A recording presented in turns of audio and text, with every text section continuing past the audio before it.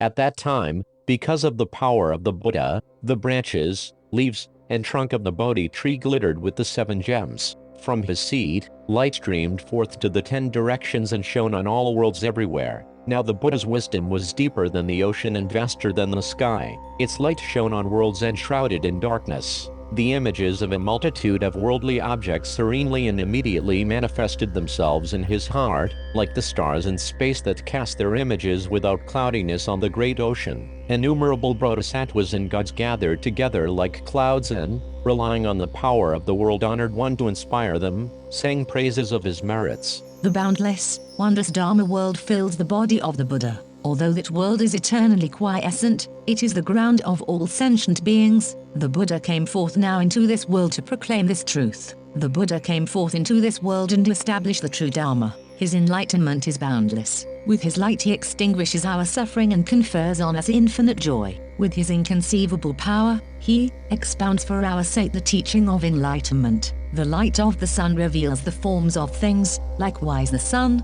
the Buddha, now reveals for our sake the forms of karma and causes us to enter true meditation. For us, who grow arrogant because of the darkness of ignorance and pass through life heedlessly, the Buddha manifests the enlightened teaching. He thereby guides us each to proper aspiration and joy. He serves as the supreme ground for our being and expunges the sufferings of this world. If we wish to see him, he appears before us like the full moon rising up over the mountains. In every conceivable way, the Buddha manifests compassion, enters into our being, and pacifies our minds. Those of us with pure eyes of wisdom never tire of gazing at him.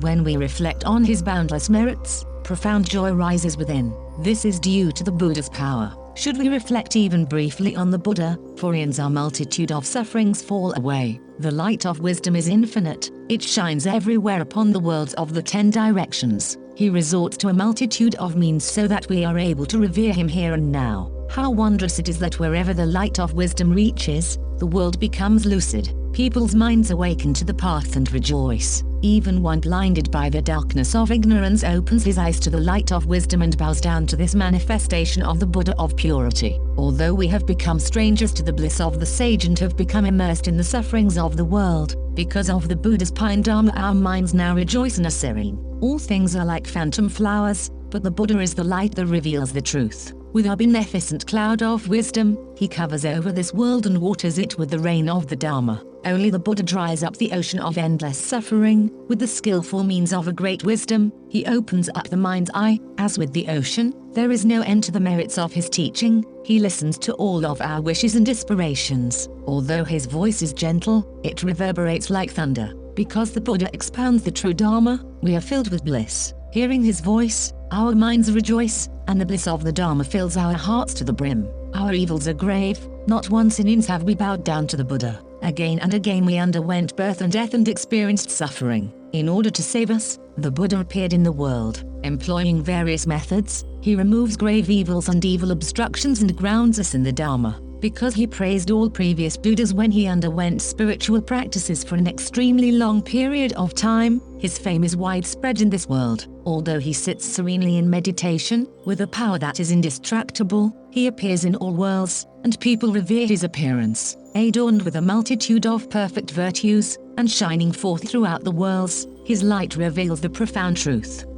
Then the Bodhisattva Samantabhadra received the power of the Buddha and perceived the actions and aspirations of all the people in all worlds. He also perceived the Buddhas of the 3 worlds. Following this, he said to the vast number of great bodhisattvas who had gathered together in vast numbers like the ocean, O children of the Buddha, there is no way to conceive of the arising and cessation of the worlds of the Buddhas nor of the Buddha's pure wisdom, but relying on the Buddha's power, I shall expound the following gates of the Dharma in order to let people to enter the ocean of the Buddha's wisdom. And he expounded the Dharma through verses. People's minds are boundless, their actions produce all the countries. If people are stained, the worlds are stained. Since their karma is boundless, the arising of worlds is also infinite.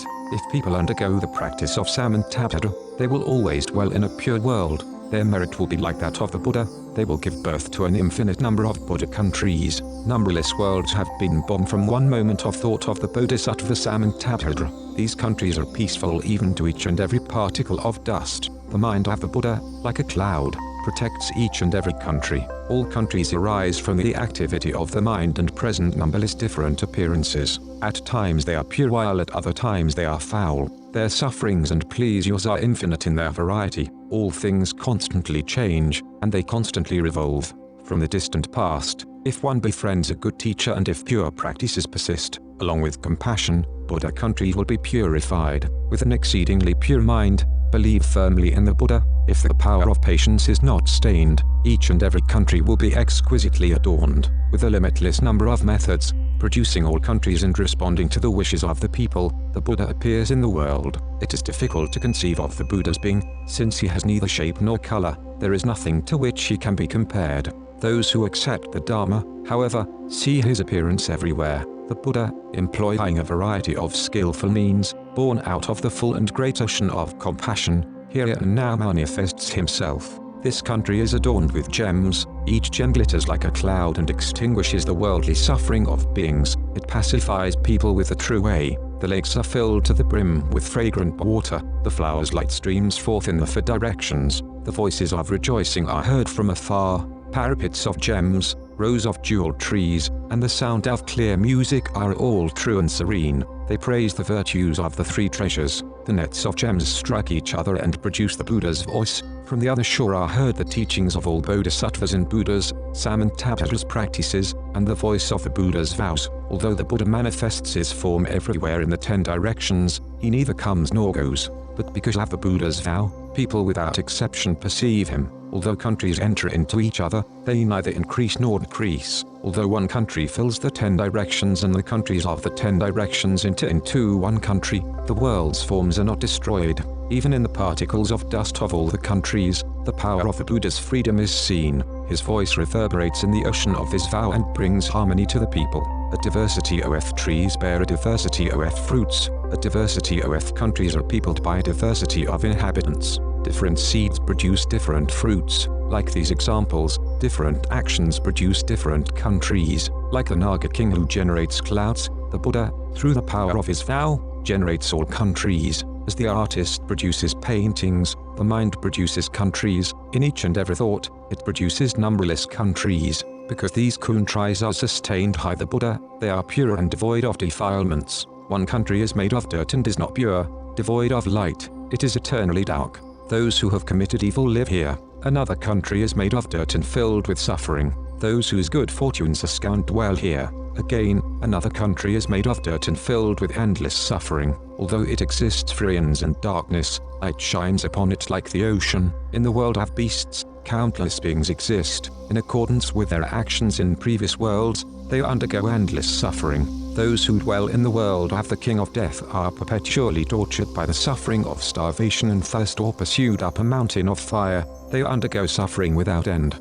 Responding to the wishes of the people, the Buddha manifests his being in a variety of ways. However, those who lack the karmic conditions are obstructed by the cloud of defilements and fail to see the Buddha. Another country is filled with the sound of pious practice, the voice of light streaming forth, of bodhisattvas, of ceaseless vows, of the path being practiced, and of the venerable names of the Buddhas of the three worlds are heard.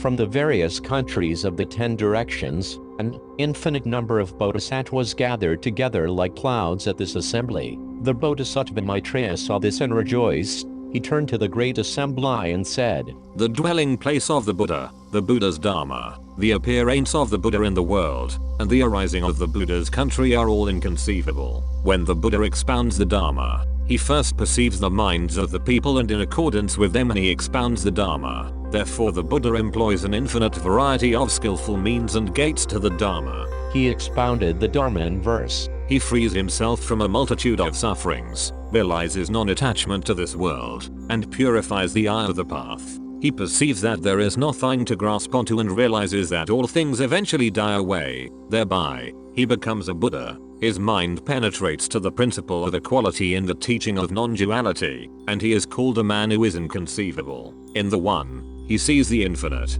In the infinite, he sees the One. Things produced by the mind are not real. The wise man, therefore, has no fear. Seeing people beset with lust and tortured by foolish suffering, he seeks the path of enlightenment. This is truly the path of the Buddhas. freeing himself from the erroneous views that things exist and that things do not exist. He perceives the true Dharma and expounds a teaching that was not taught in the ancient past. The sage does not destroy any of the realms. He travels to innumerable countries, and without attachment to all things he is free, like the Buddhas. For the sake of each and every person, he enters the hell of ceaseless suffering. Although he is boiled for an eternity, his mind is as pure as the Buddha's. If one guards the Buddha's teaching constantly without sparing one's body and life and exerts oneself in the practices of patience, one attains the Dharma of the Buddha. Free yourselves from the pleasures of people and God's end, with the mind of great compassion.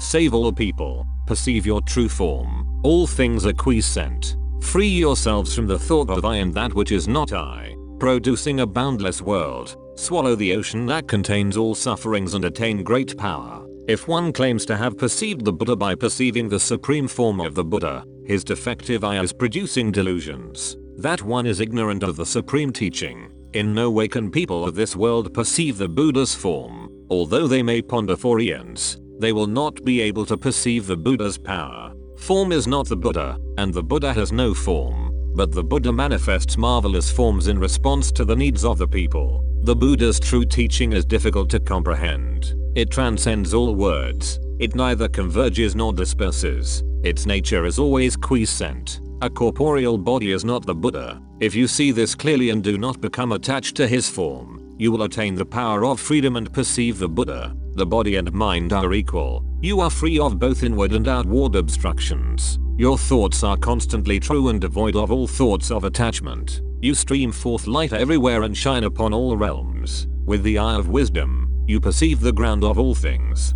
The One is infinite. The infinite is one. In response to the natures of people, you manifest all forms, and yet your being neither comes nor goes. Moreover, conditionally there exists a diversity of beings. The worlds are all produced by delusion. Deluded dharmas lack true nature. Only the Buddha perceives their true form. One who realizes the truth clearly in this way is the one who perceives the Master. The Buddha extinguishes the ultimate in delusion. He hoists the light of wisdom. He builds a vessel and bridge of the true teaching and saves all those who should be saved. In that prison of birth and death, misfortunes are truly infinite. The sufferings of old age, illness, and death assault people without cease both day and night. The Buddha awakens to the profound truth, and applying the wisdom that employs skillful means, he expunges their suffering. This is the realm of the Buddha. The Buddha is void and quiescent. However, he is not an illusory phantom. Like the blind man who confronts color, you may perceive the Buddha, yet there is nothing to see. Those who become ensnared by illusory forms are unable to perceive the true Buddha. Those who are free of attached thoughts perceive the true Buddha. The infinite Buddha stretches across space and neither comes nor goes. Worlds come into being and crumble without any absolute ground. Just like this, the Buddha's being also fills space.